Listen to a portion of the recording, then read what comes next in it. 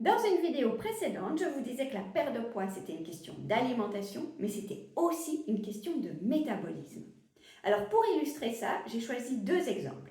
Dans cette vidéo aussi, je vais vous parler des sodas et de la fameuse question, est-ce qu'il vaut mieux prendre un soda normal ou est-ce qu'il vaut mieux prendre une version light ou zéro?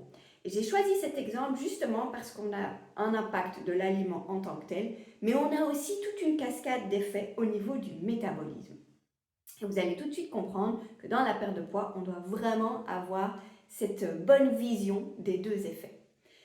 Alors, dans cette question des sodas, on se dit, si j'ai un soda normal, on sait que c'est beaucoup de sucre, que le sucre, ça fait grossir parce que ça active votre glycémie, ça stimule votre insuline. L'insuline, c'est une hormone de stockage, donc oui, clairement, il y a un effet stockage, prise de gras avec ce type de boisson.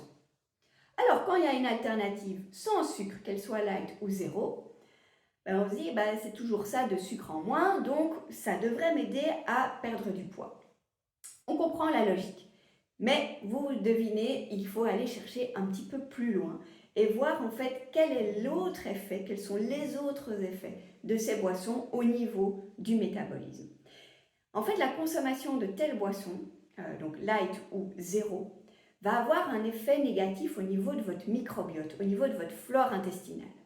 Et ne négligez pas l'importance de votre microbiote dans la perte de poids. C'est capital.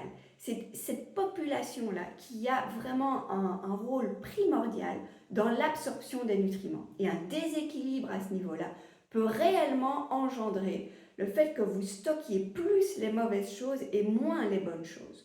Donc vous voyez, ce n'est pas qu'une question d'alimentation.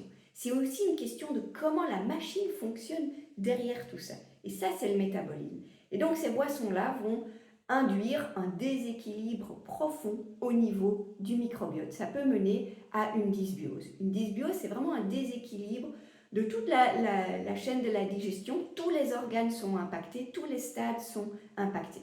Une dysbiose dans la perte de poids, c'est une vraie difficulté supplémentaire. Chez certaines personnes, ça implique qu'on a beau faire plein d'efforts dans l'assiette, c'est comme si on pédalait dans le vide. Donc il faut que vous soyez conscient aussi de ces effets-là.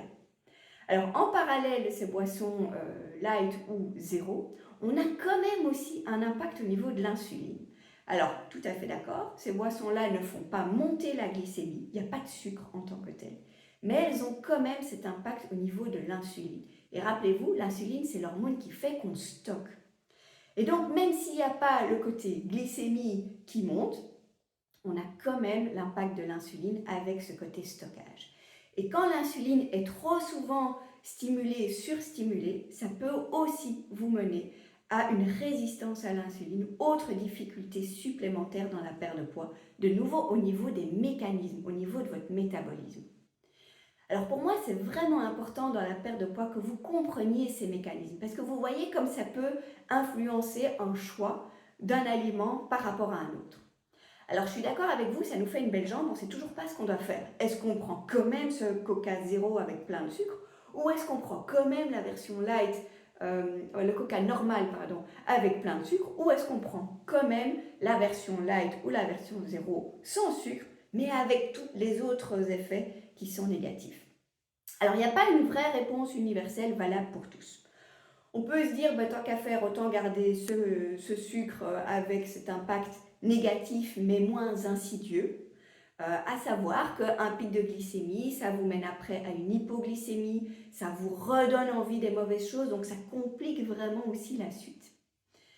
Donc, éventuellement, on pourrait passer au light ou au zéro, et je ne suis pas contre à tous les coups. Mais si on fait ça, il faut vraiment comprendre que c'est une mesure transitoire. C'est juste une étape intermédiaire, quelque chose que vous allez faire en attendant de diminuer drastiquement votre consommation en règle générale ou de trouver des alternatives.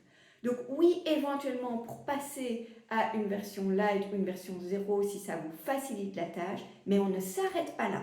Il faut vraiment continuer la démarche parce que juste rester sur cette habitude, ça va vous créer d'autres problèmes autrement plus complexes. Donc c'est temporaire comme mesure et ça reste une consommation occasionnelle. On ne peut pas boire un Coca light ou un Coca zéro tous les jours ou 3 fois par jour. Ce n'est pas la solution. Il faut vraiment aussi à avoir cette autre démarche en parallèle qui est de réduire la consommation. Alors j'espère que ça vous a aidé et que ça vous permet de comprendre les enjeux, pas juste de l'aliment, mais aussi du métabolisme. C'est capital dans la perte de poids.